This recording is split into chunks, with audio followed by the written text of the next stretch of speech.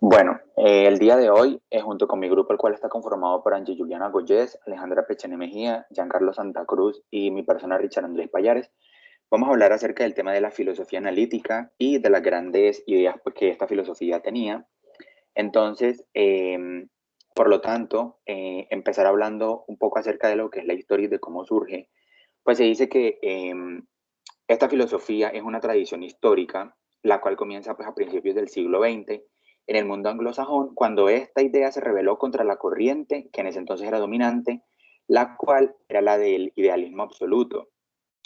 Eh, También se dice que por otro lado esta corriente inició pues, con el pensamiento de dos estudiantes de la Universidad de Cambridge, como lo fueron Bertrand Russell y George Edward Moore, los cuales se rebelaron contra los puntos de vista de sus profesores y de la filosofía dominante de ese entonces, la cual era, como ya lo dije, la filosofía idealista. Por otro lado, también tenemos la escuela analítica, la cual desechó completamente la metafísica en su totalidad, al afirmar que las proposiciones formuladas por los metafísicos no eran suficientemente buenas como para ser siquiera falsas. O sea, básicamente no tenían ningún sentido, mientras que al contrario, la filosofía analítica como escuela de pensamiento sí estaba abierta al debate que pudiera generar nuevas ideas. Bueno, entonces pasamos con el autor Frege, que era una figura relativamente oscura en sus días. Era un matemático que asumió la tarea de demostrar que las leyes de la aritmética se reducían a la lógica, una posición conocida como logicismo. También tenemos que tener en cuenta que Frege fue se reconoció como el abuelo de la filosofía analítica bajo su trabajo fundamental, Fundamentos de la Aritmética, que fue tenido en cuenta por Bertrand Russell, quien se transformó en uno de sus discípulos.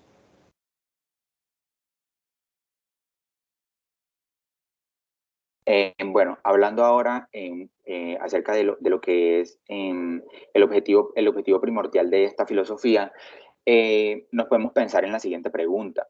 ¿Qué queremos expresar al decir filosofía analítica? Entonces, básicamente, esta filosofía pues, se puede definir como un área de estudio en sí misma, como lo es, por ejemplo, la estética. Y también se dice que es una metodología. Entonces, a lo que nos lleva esto y esta pregunta es que se puede traducir como el analizar lo que queremos expresar por el hecho de ser seres conscientes, como también expresar conocimientos y objetos materiales. Y también se dice que dentro del objetivo primordial de esta filosofía se decía que que se pensaba que este análisis pues de esta filosofía podía ser informativo y que podía revelarnos el por qué en realidad tenemos motivos para querer conocer lo que hacemos.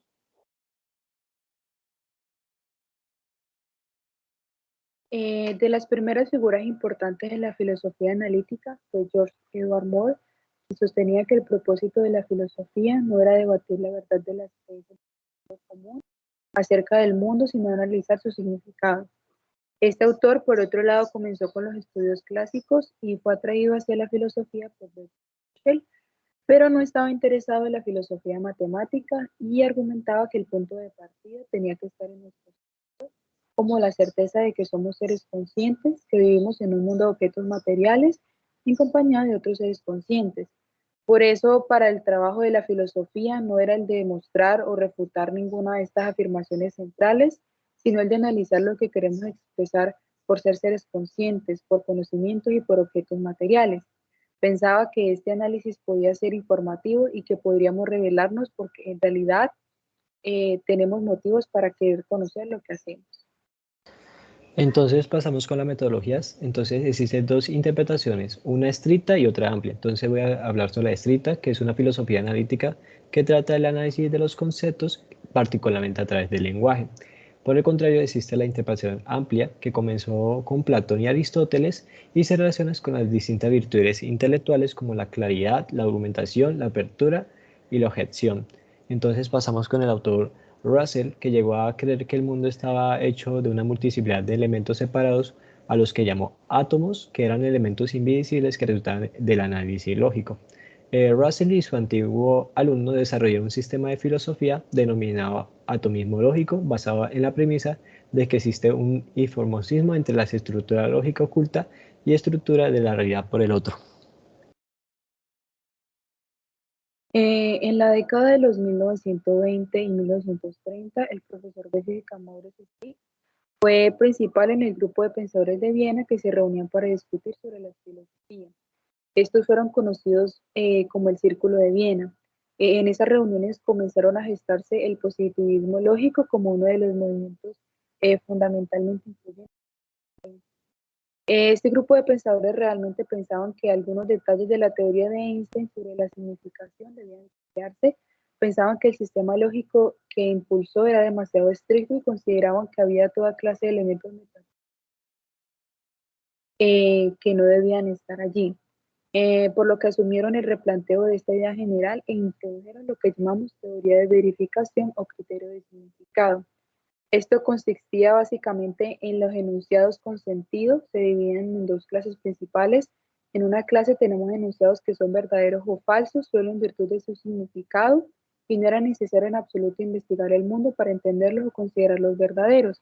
Y por otro lado, la clase de enunciados con sentido acerca del mundo, y estos debían ser enunciados que podían someterse a la verificación o falsificación por medio de la observación empírica ordinaria.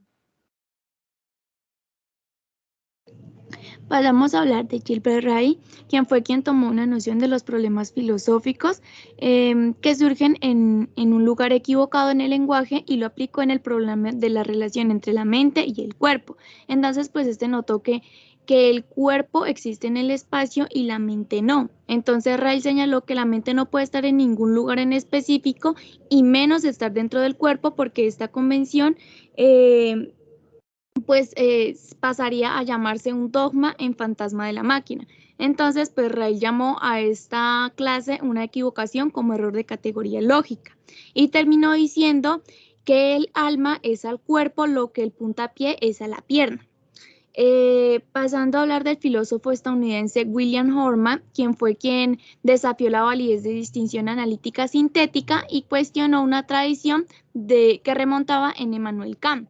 Entonces, en consecuencia con esto, conservó que la concepción verificacionista central acerca de qué es el significado, pues entonces en esta él tuvo que rechazar esa vista esencial de las oraciones que implicaban el análisis puramente conceptual que constituye los problemas especiales en la filosofía. Entonces, al tomar esta posición, abandona ese punto de vista de que todo problema filosófico es esencialmente problema de significado y adoptó esa posición de que la filosofía sigue la línea de las ciencias naturales y de las matemáticas. Gracias.